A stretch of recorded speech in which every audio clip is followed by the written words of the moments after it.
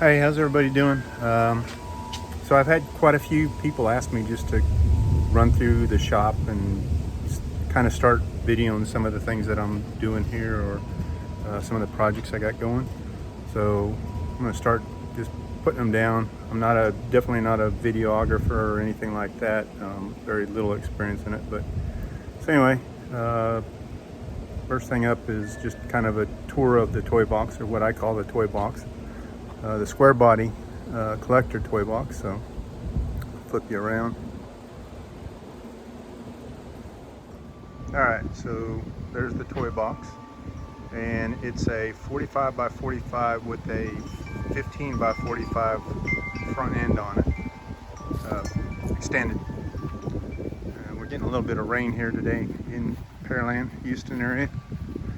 And I'm going to go through the project separately, but this is Clifford 1986 K30 that I got several years ago. It's got a 468 big block, and it's pretty dirty right now. I got all the interior ripped out of it, the carburetor's off of it, and so that will be my next project after I get the 75 K5 up and running.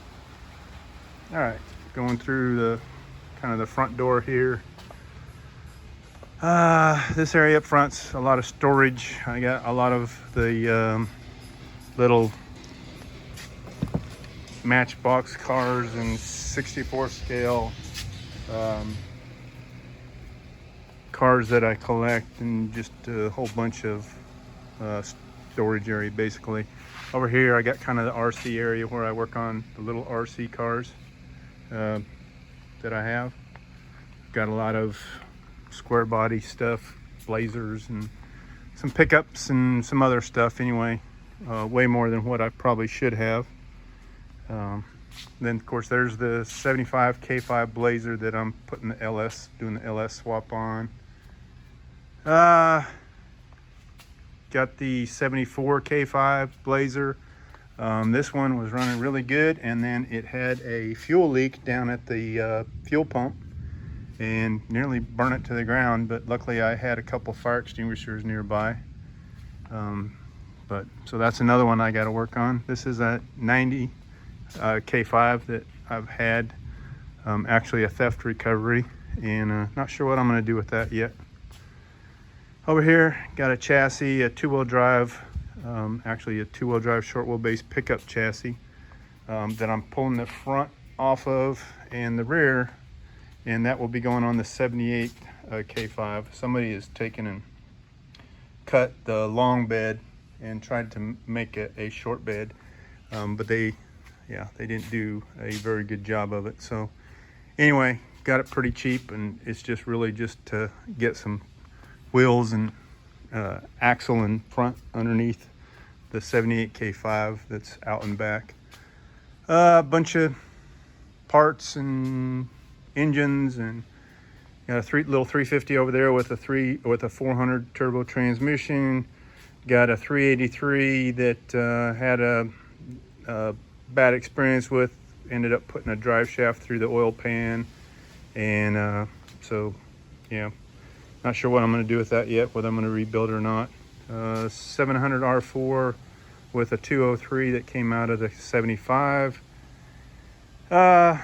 The 6.0 LQ9 that fixing to put in the 75.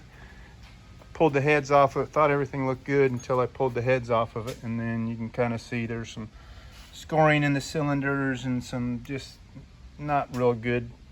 My 75 is the truck that I want to definitely make sure that it's done right. So looking at going ahead and taking that thing down and doing a rebuild on it. I'm not sure what I'm going to do, how far I'm going to go with the rebuild though. That's the 4L80 transmission that's going into the 75, and underneath there's a 205 transfer case that's been rebuilt by MP 205 cases. Did a fantastic job on that. Yeah, just some of the banners and things like that, so you can kind of see what all's going on in here. I got the two big doors up in front here. I really need to do some cleanup in here. I see folks with a lot smaller spaces than this and definitely have a lot better cleanliness to their shop. So I got to take some time. That's probably what I'm going to do most of the day today. Get that taken care of.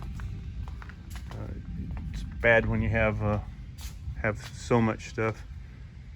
Over here, of course, I'm a mountain biker. One of my other hobbies is mountain biking.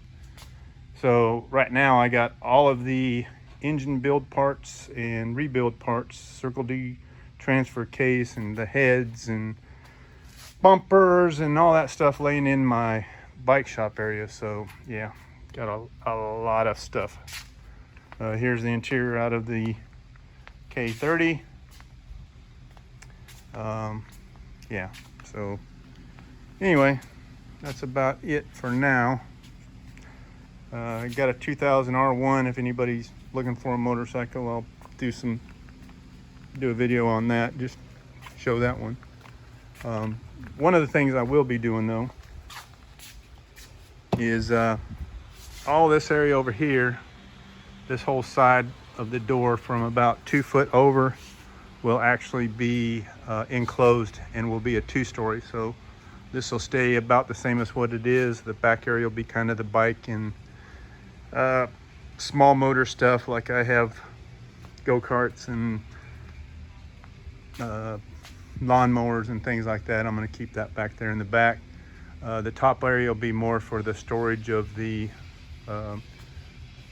parts, Chevy parts and stuff like that. And then this side over here on the top will be the workout room that I currently have inside. So yeah, lots of plans. Problem is I don't have time to do it all. I forgot to mention the lift, auto lift. So that's a forward lift. It's got the asymmetric, symmetric layout on it to where I can do it both ways. So that works out real handy. I haven't really put any serious stuff on it, but this is with swapping the bodies that I'm going to be swapping off of the 2-wheel drives and lifting the K30 tub and stuff off of it, so I can redo the frame on that one. This should come in real handy, and it's already coming in handy with removing these parts here. So all right, so that's about all I have for this video. Like I said, I'm definitely not a videographer. I'm probably not going to see too much fancy lead-ins and stuff like that until maybe I get a little better at it, or maybe I can talk my son into helping me out with some of the stuff. And anyway, just wanted to kind of put something on my YouTube channel and start showing some of the things that we're doing here, or I'm doing here. One of my big plans is, once I get some of these projects that I don't plan on keeping, like the 74 Blazer, that one, I'd really like to keep it, but sometimes you just have too many vehicles. And right now I've got 7 K5s and the K30 over there, and that's just really too much. I have plans for everything, and it's going to be some tub swapping and lowering. Right now the 78 K5's got a huge lift on it. They made it a 4-wheel drive mud truck. I'm going to pull the D60 front axle and the full floater rear and rebuild those, and those are going on this 75. And so just a whole lot of things that got to transpire in order for me to kind of get some of these things done. And you know, the amount of time that I work in my regular job, it's difficult sometimes. And of course you got to kind of balance the home life with out here. And I know I spend a lot of time out here, and wife doesn't always appreciate that. And with everything that's going on with the COVID-19 right now, you know, I get a little more time, but she also needs a break from the kids. So anyway, it is what it is, and hopefully everybody gets some good information out of these videos. And yeah, that's about it.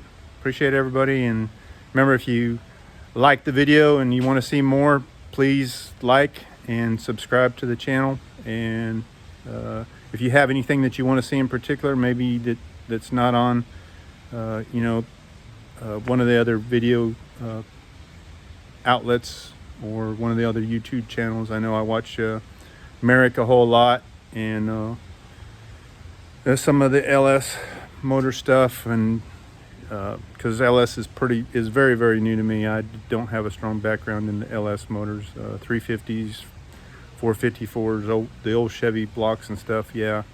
But I was real reluctant for the LS stuff for a long time, just because I felt like I wanted to stay away from the computer stuff. That's why I didn't buy the new trucks and things like that. But as more and more people, and I seen more and more of the performance side of it, then I decided, yeah, opportunity came up to get one, and so see how it works. All right, y'all. Peace from the Squarebody Toybox.